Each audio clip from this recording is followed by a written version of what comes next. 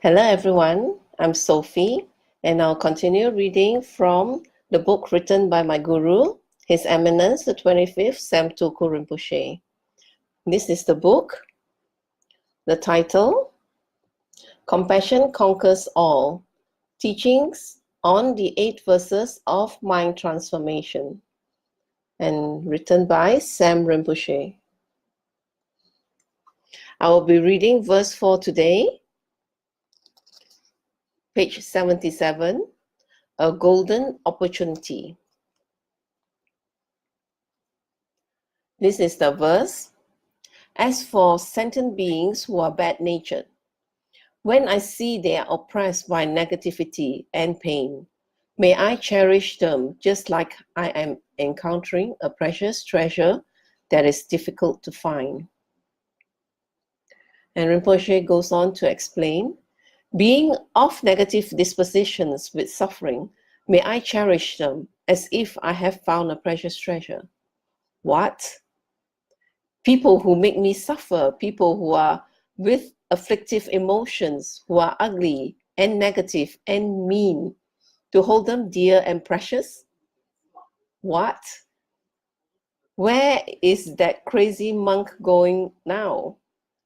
Where is he going to brainwash me into loving my enemies? Oh, now he is going to brainwash me into loving my enemies. No, I'm not going to brainwash you. I am going to give you the reasoning behind it. That statement shocked everyone, no? And some of us have a lot of enemies, so we need this. We need to hear and practice it.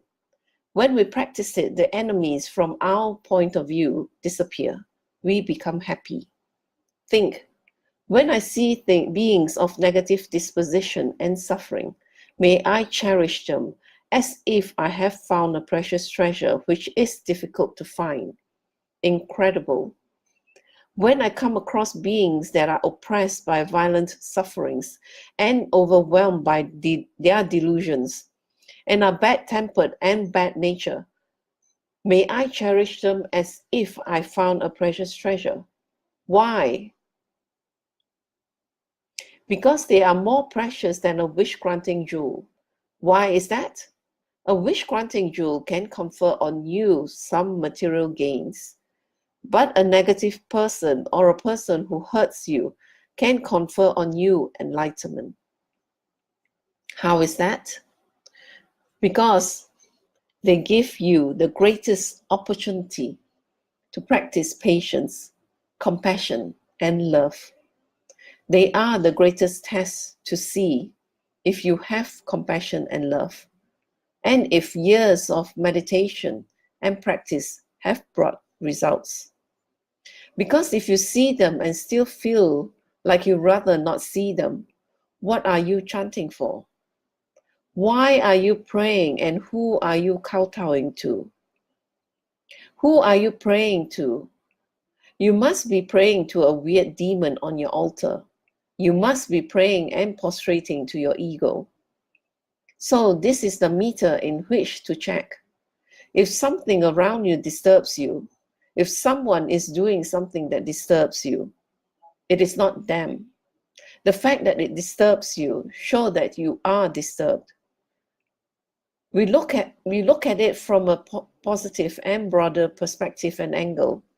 When people do things around you that disturbs you tremendously, and you can't help but to make it known and react, it shows that you are disturbed and that your self-cherishing mind is so strong and so powerful and so pervasive in your body that you must let the other person know it bothers you. So don't do it. You might say, I have a good motivation. Forget it. The very fact that it disturbs you tells you that you are disturbed. Disturbed by what? By your afflictive emotions that are so strong, and your selfish mind that is so strong, and your self-grasping mind that says, I am important, me, myself, my happiness, my wishes, my concerns, my comfort is more important than you. So I will tell you, your dress is ugly. You shouldn't wear that. The way you talk disturbs me.